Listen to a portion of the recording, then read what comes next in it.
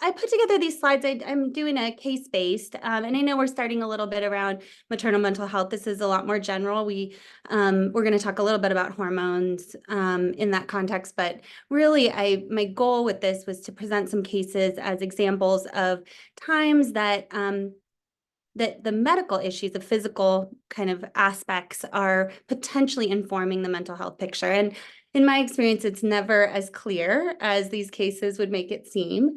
And I think in a lot of the cases, I mentioned that there aren't any psychosocial reasons for the patient to feel down, but let's face it, that's again, very rare that you can't think of something.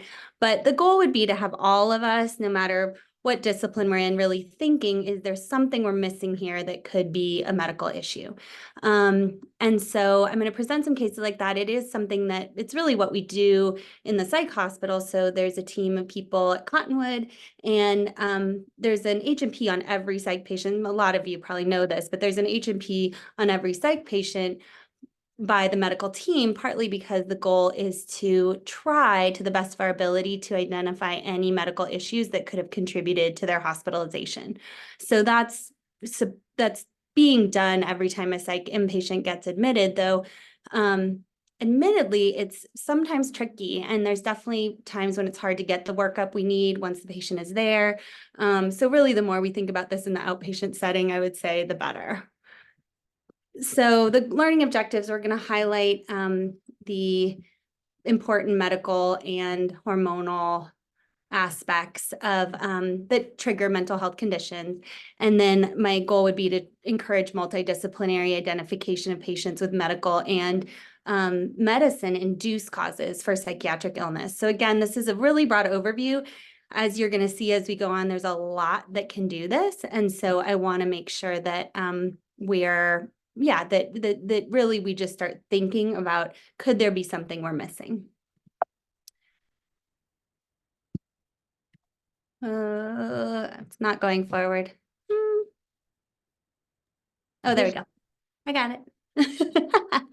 So really my forte, Shannon. So this is the first case. This is a 70-year-old female with a history of well-controlled diabetes and GERD, or gastroesophageal reflux, who shows up to her primary care physician for an annual exam. At annual exams as primary care, we are generally doing screening. It's part of the Medicare physical to do a patient health questionnaire for depression. And if they score for those first PHQ-2, if they score high, then they get asked additional questions for the PHQ-9. And she scored pretty high. So severely depressed mood, some sleep disturbance, but she's not suicidal. She doesn't actually have a history of depression in the past, and it's not a lot has changed for her. So she's not in grief. There's no new things going on. And then she also does complain of some forgetfulness and short-term memory changes. So one of the things I want to really highlight is when to think of secondary causes for depression, and really secondary causes for any type of mental health issue.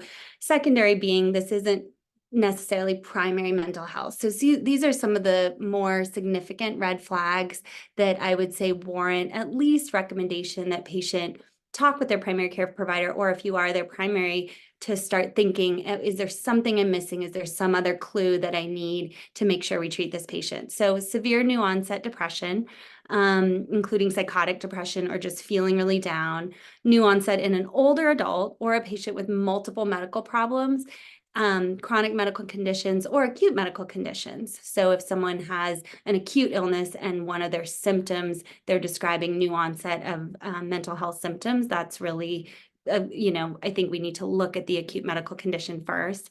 And then if we've been treating the depression and it's really not getting better, opening up that book again and thinking, is there something else we're missing? And then depression with significant co-occurring anxiety or cognitive impairment is more concerning for a secondary cause. So with this patient, further discussion revealed that in addition to depression, she was also experiencing some decreased sensation in her feet with tingling, some irritability, and some fatigue. Her med list, because she has diabetes, includes metformin, one of our most common diabetes drugs, as well as omeprazole or Prilosec. It's a PPI for chronic reflux. And so again, two of the most common meds my patients are on. And she is working on eating less meat. We've started recommended plant-based eating, which is super healthy. We've talked about that in some of our other talks even, which means eating more plant-based foods like fruits, vegetables, legumes, whole grains, and nuts and seeds. So she's been eating this plant-based diet most of the time, bordering on toward vegan diet. So when I drew her labs, it looked like she's actually anemic, and her red blood cells are bigger. MCV 117 means her red blood cells are on the big side, and she had a B12 level of 165, which is too low.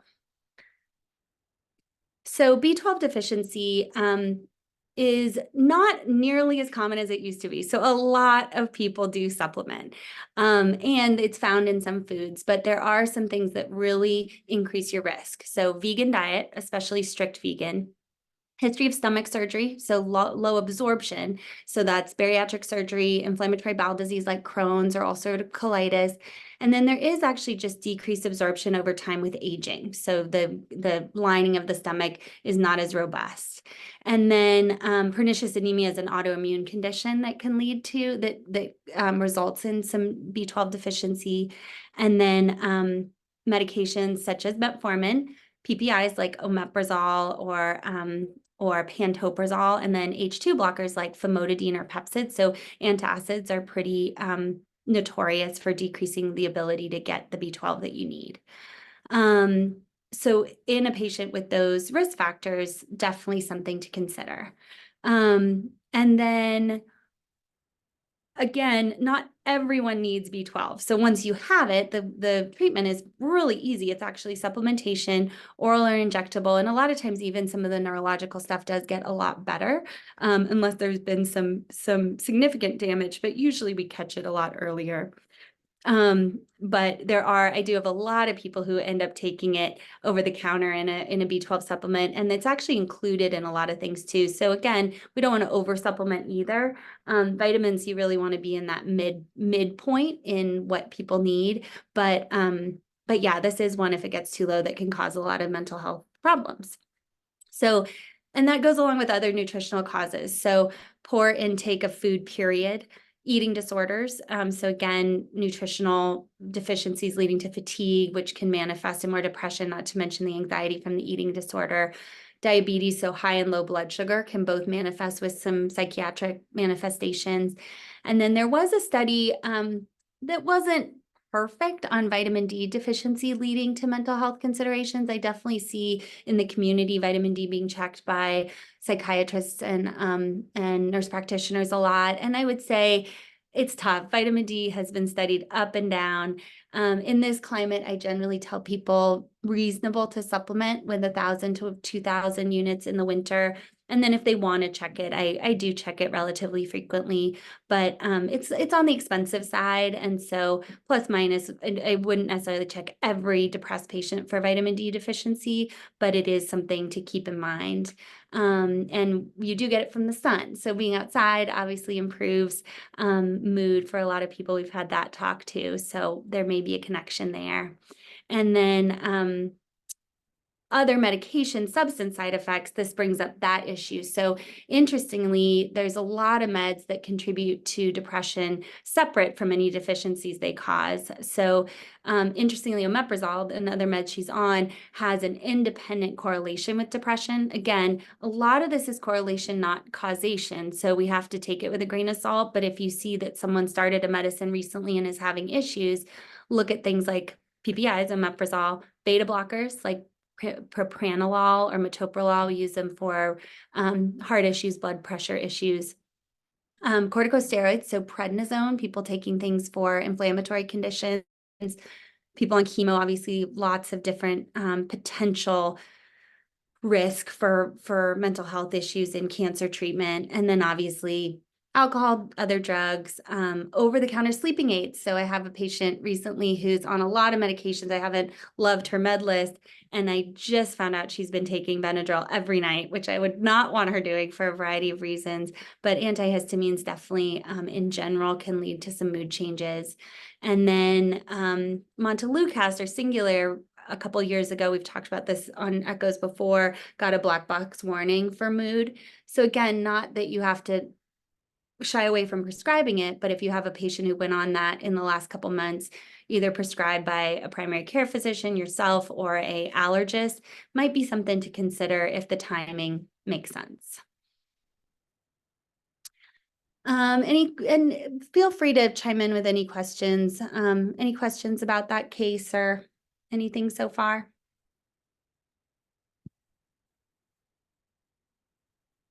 All right, but yeah, feel free. Yeah. So then case number 2, hold on. This is a 40-year-old who presents with relatively rapid weight gain, particularly in the abdomen and her face. She's noticed that. And then she's also had some menstrual irregularity, some easy bruising without a lot of trauma. She's been feeling really tired, and her depression and anxiety symptoms have gotten a lot more pronounced.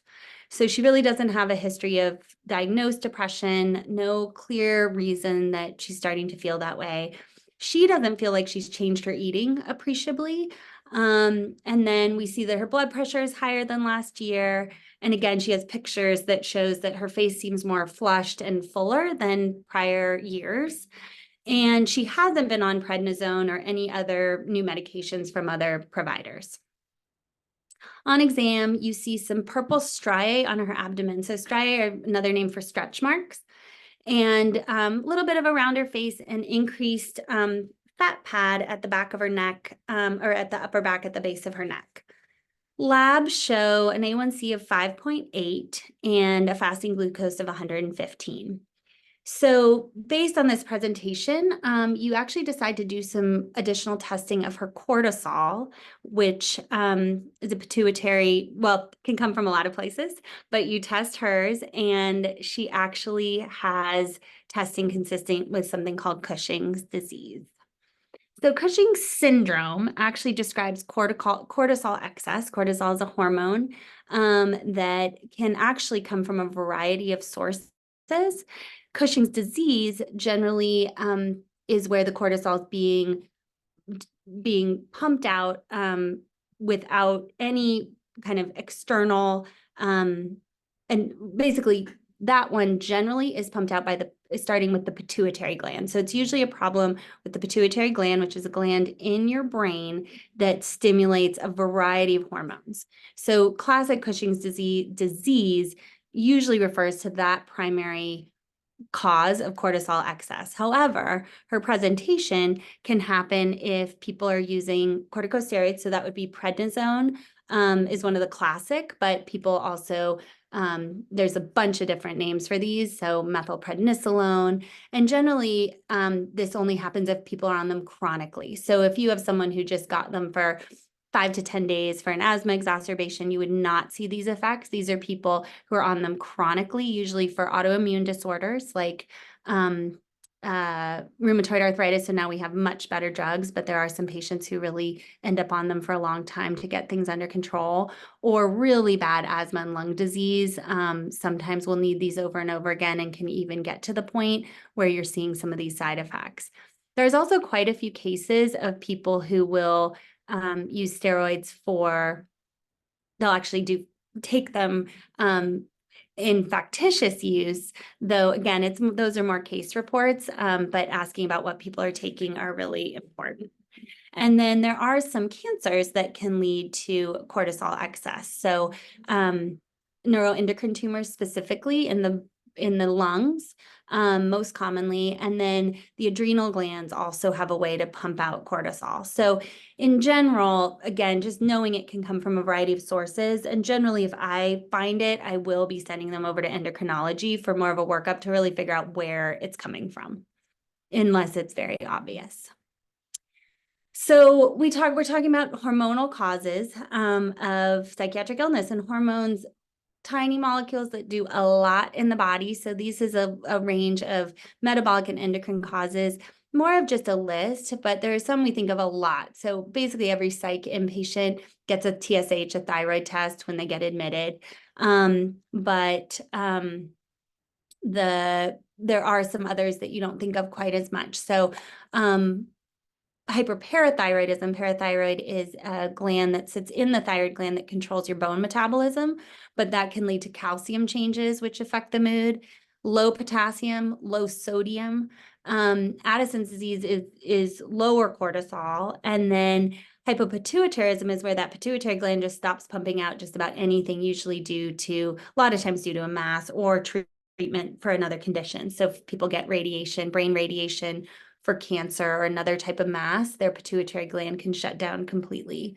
And then these are a variety. We're going to talk about a couple of them, but porphyria, Wilson's disease, Wernicke-Korsakoff, these are on here if you want to look into them or if you want me to send you more information. I think the point I want to make with this slide is not that you need to memorize all of these, especially if you're more in the social work capacity or not in the medicine capacity, but just to say there are a lot of different conditions. And honestly, going back through this to do this talk, there are some on here that I don't think about a ton. And I think, especially for the patients we mentioned in the beginning, someone who's just not fitting what we would expect, then going down this list and making sure there's no clues to something more rare is not a bad idea and something we should at least be doing in primary care. I also have patients, and I will say with Google, get a ton of patients Googling their symptoms and coming asking about more rare things. And I think patients are really apologetic about it sometimes. Like, I Googled it, I know you're going to be mad at me, but I am so appreciative. They did a study a while ago that if you Google your symptoms, you put in your range of symptoms, that chances are that first page of Google, like 90+% of times, the correct diagnosis is on that first page of Google. Where on that first page and whether you can pick it out, whole different story. That's why I still think going to the doctor is reasonable. However, I'm always really happy when someone says, is there any chance I could have Wilson's disease? Because when they're there with their symptoms all the time, if they've read about a syndrome and they're like, this is absolutely what I feel like, I'm excited. I'm like, let's either convince you that's not, and sometimes I can do that just by history, but other times we should do some testing. Let's reassure ourselves. So that's my approach. And same goes for my colleagues in social work or anywhere where they say, hey, the patient mentioned these weird symptoms. Does that ring a bell to you? Or, any thoughts on that? That's all of us paying attention because I think that's how we figure out what's going on for people. And then here's case number 3. So this one was interesting because I kind of tried to go back to some of the primary literature on this, but 24-year-old female presents to primary care, complaint of increased anxiety and depression symptoms over the last 4 months. Again, no obvious change in her psychosocial circumstances or clear trigger, no history of diagnosed mental health conditions, and no other real significant new physical symptoms. However, she did start combined oral contraceptives, which are a combination of estrogen and progesterone, 5 months ago for routine birth control. She wonders if her birth control could be contributing to her symptoms. So hormonal contraceptives and mood side effects. There's actually some conflicting data. So there are many studies that show a link. And so there's definitely a correlation established, but it's harder to prove causation. So that gets tricky. And then some studies that are good haven't really found a clear association. It's also unclear which hormones are most implicated, though there is a stronger link to progestins depending on like the progesterone type compounds, which are a bunch of them we use depending on the birth control we're talking about, but not all studies showed that to be more significant. And then there are some things that these have been shown to be helpful for. So combined oral contraceptives in particular have been shown to be helpful in some people with premenstrual dysphoric disorder. And I think that's our talk next week. But we use those sometimes to regulate and kind of stabilize the hormones in people who we think are truly getting a hormonal cycle to their mood symptoms. And then, so basically conflicting data, hard to know for sure. I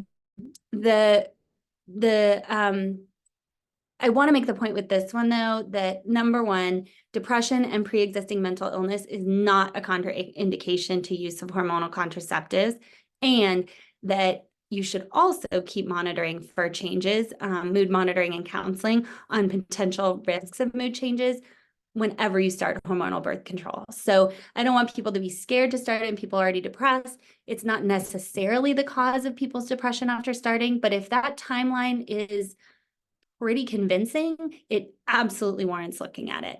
Adolescents are more vulnerable and more vulnerable within about the first 2 years. I have like a few more minutes and I do have a couple more cases, but what questions so far? Anybody have anything? Someone did put just a comment in the chat about the Benadryl and how it impacted mood, and I don't know if you wanted to elaborate that on that at all. Let me get to my chat. Will you just read it to me, Shannon? Yeah, she just wrote, curious about the Benadryl, didn't know it impacted mood. You know, what I've seen, and again, these are all just sort of case-based, what I see is any medication that can make you fatigued can kind of lead to a mood change in people. So I think about it, things like gabapentin, you know, I would say anything where fatigue is a side effect, I've seen more of that depressed mood, low motivation, that kind of thing. So again, and some people are a lot more prone than others, and it's probably in a lot of these meds more pronounced when you first start it. So especially the antihistamines, but I've even had patients who are on the non-drowsy antihistamines, the combo of non-drowsy antihistamines plus some of our like histamine nasal sprays. Again, that kind of additive effect where people start getting more fatigue and the mood just kind of lowers in that context. So that's at least how I think about it, as that being more the pathway to that.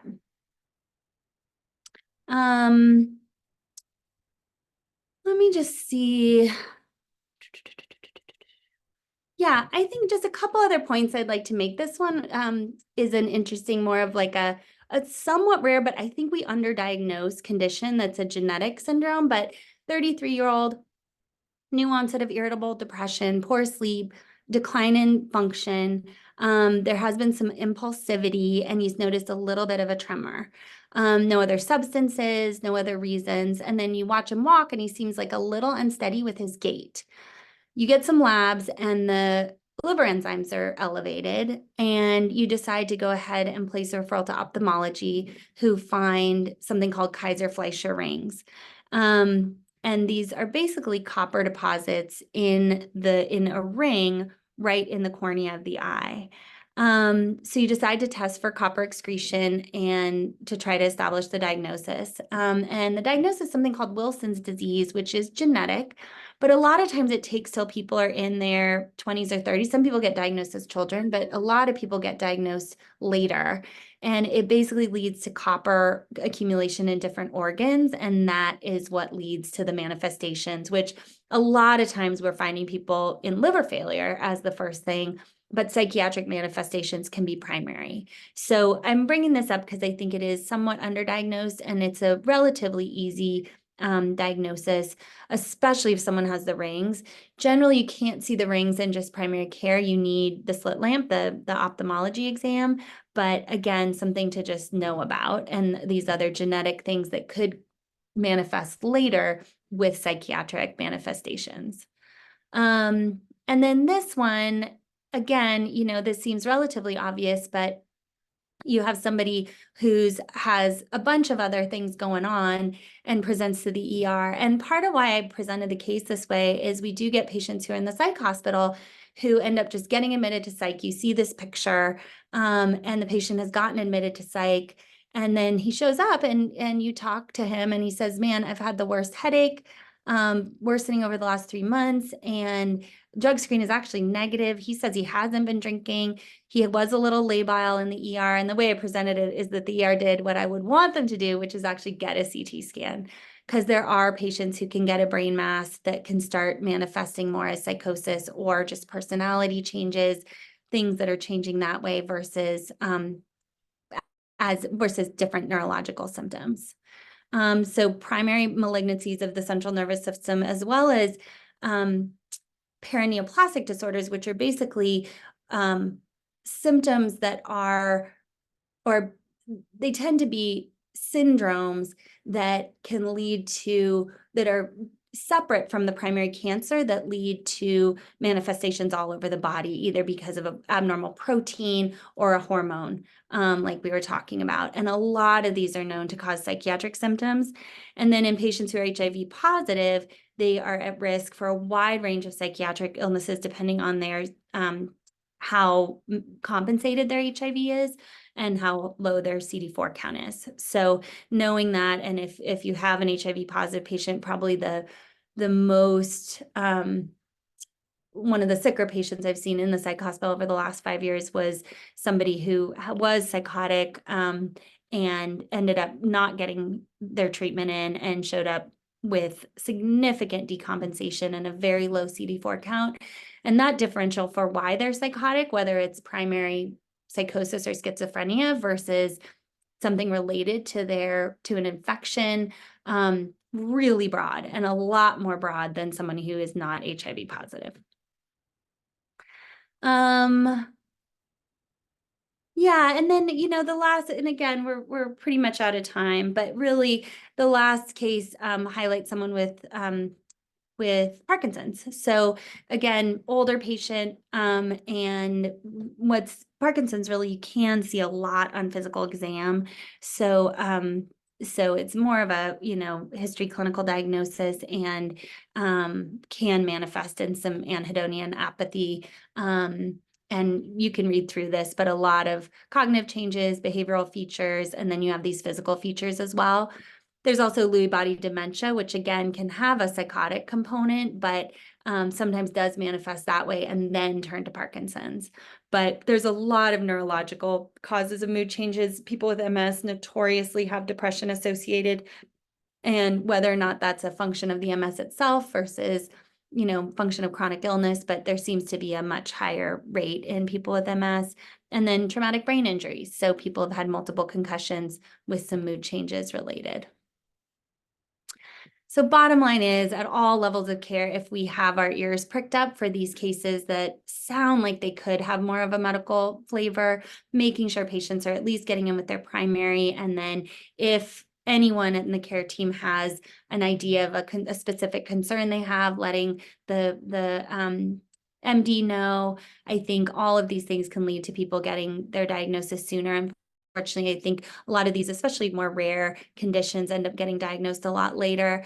And that is especially true in patients who have other underlying mental health issues, have substance issues. So again, trying to sort out all the different things that could be going on, because just because they have underlying depression they've had since childhood doesn't mean they couldn't get another medical condition as well. So I think being vigilant in older adults or patients with multiple medical problems is going to help us get patients what they need and get them better faster.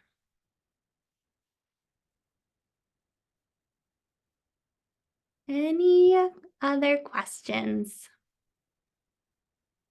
Tara, thank you so much. We did have a question that was sent directly to us. If you want to stop your share and we'll come back together. There you go. Perfect. So it said, I think this was in regards to your third case. Have you read anything about aromatase inhibitors, tamoxifen, arimidex, and mood, or the absence of hormones? Absolutely. So yeah, and I'd have to look at the rates. I didn't look that up for this talk, but I mean, the bottom line is, and with doing some of that menopause research, there is definitely a link. I think what's hard about all of it is really individual. And we actually use some things like, even like Lupron, things that really stop the hormones, and things like PMDD. So it kind of depends on the person. I would say what I see a lot is that hormone changes are hard. So anyone who has a rapid shift in hormones, think puberty, pregnancy, menopause, gender affirming care for gender dysphoria, surgical menopause, or drug-induced hormone changes, I think that transition is extremely challenging. And that's part of how I think of PMDD too. So really what we think is it's that changing cycle that's really throwing people off. Whereas if we can just smooth everything out for people, people do tend to do a lot better. But again, I think it's interacting with such a complex environment in the brain that it's the same with psych meds. You're gonna maybe try something and one person's gonna work great and the next person's gonna have the opposite effect. So, but yes, I would say with those drugs, especially, it's basically a lot of menopausal symptoms is what we see and absolutely describe. Not to mention a lot of those drugs are being used in patients who are either post-cancer therapy at, parts of their, certain times in their life. So, but yeah, well described and definitely a potential. Follow-up questions about when patients present to the emergency department or SI for chronic MDD/GAD, how come we don't screen for a hormone imbalance as a standard? Like in the ER setting, really like I said, I think the data is so a couple things. I think they're very specific. We talked about this a little last week. They're very specific. There's a lot of hormones that can cause it, number one. Number two, the hormone changes, especially in things like estrogen and progesterone, in anyone who's menstruating or having issues or having regular menstrual cycles are going to be hard to interpret in that one setting. We definitely do the TSH when we're headed toward psych admit. And I would say the other practical reason is that a lot of the higher level hormone tests I'm talking about, like cortisol, take a long time. Like it's like a 24-hour urine test, and not something that people think of as truly emergent. So doing a big lab panel on anyone who's coming in for mood symptoms, it's really not like the emergent issue. I would say the thing that's hard is if someone ends up in the psych hospital with things they really need that they didn't get. So things like head imaging, it's very hard to get it. In the psych hospital, we can do some hormone testing. It just does take some time. So if there are things where we're like, man, this really sounds like Cushing's, then we can arrange some of that cortisol testing. But I think uh, yeah, hopefully that gives some context. I think there's a lot of reasons for it, honestly, and it probably depends on the situation, but ultimately the ER is there to keep people safe. And the thing they're doing is this patient suicidal? Is this patient homicidal? Does this patient need psychiatric admission? They're not really trying to figure out why it happened. And that's appropriate. They don't have the resources or the turnaround time. I will say that when patients get admitted to the hospital, a lot of times if the inpatient doctors see some of those potential for medical reasons, they will do some of that workup, especially if some of the medical issues are contributing to them staying in the hospital. But a lot of it's about context. Thank you, Tara.